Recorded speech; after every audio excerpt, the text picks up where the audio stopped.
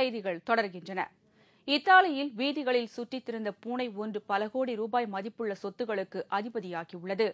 இத்தாலியில் ரோம் நகரில் உள்ள பழைய கட்டிடங்களில் ஏராளமான பூனைகள் சுற்றித் திரிகின்றன.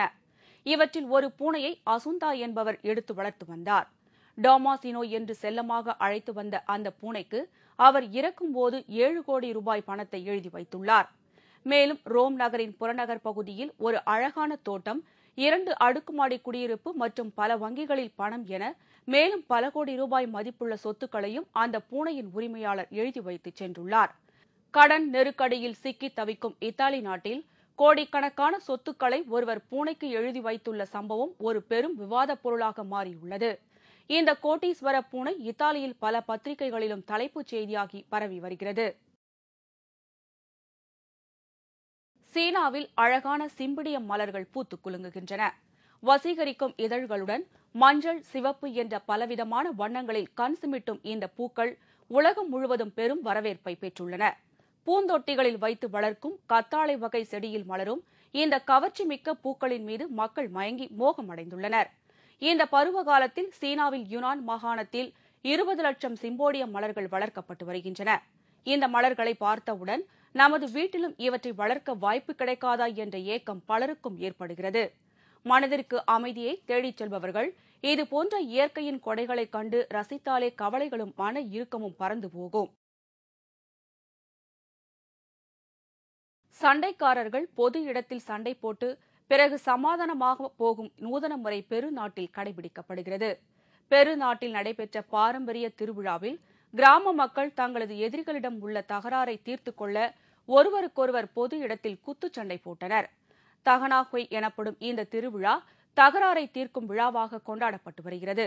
இந்த நூதன முறை சண்டை போட்டியில் பெண்கள் மற்றும் குழந்தைகளுக்கு கூட ஒருவருக்கொருவர் சண்டையிடுகின்றனர்.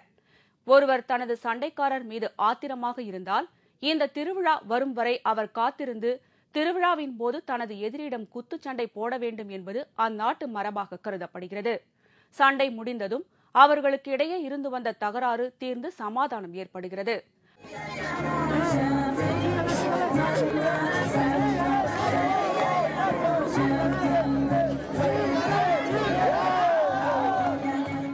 அதன் பிறகு சண்டைக்காரர்கள் நண்பர்களாக மாறிவிடுகிறார்கள்.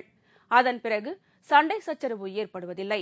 இந்த சண்டை திருவிழாவில் இசை மற்றும் நடன நிகழ்ச்சிகளையும் பெருநாட்டு கிராம மக்கள் உற்சாகத்துடன் ஏற்பாடு செய்து நடத்துகின்றனர்.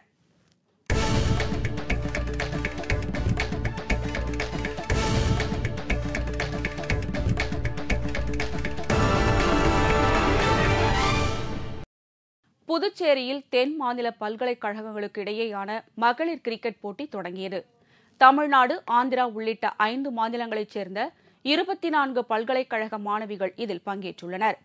புதுச்சேரி அரசு விளையாட்டுத்துறை இயக்குநரகம் சார்பில் தென் மாநில பல்கலைக்கழகங்களுக்கு இடையேயான மகளிர் கிரிக்கெட் போட்டி புதுச்சேரியில் பல்கலைக்கழகத்தில் நேற்று தொடங்கியது. துணைவேந்தர் JAK தரின் தலைமையில் DIG சுக்லா போட்டியை தொடங்கி வைத்தார். வருகிற 18ஆம் தேதி வரை நடைபெறும் இந்த போட்டியில் தமிழ்நாடு, கேரளா, ஆந்திரா, கர்நாடகா, புதுச்சேரி ஆகிய மாநிலங்களைச் சேர்ந்த 24 பல்கலைக்கழகங்களைச் சேர்ந்த மாணவிகள் கலந்து கொண்டு விளையாடுகின்றனர். இத்துடன் செய்திகள் நிறைவடைகின்றன. மீண்டும் தலைப்புச் செய்திகள் மாலை 6 மணிக்கு. உங்கள் பிரச்சனைகளுக்கு உடனடி தீர்வு காண 30134600 என்ற கேப்டன் டிவியின் தொலைபேசி எண்ணை தொடர்பு கொள்ளவும். வணக்கம்.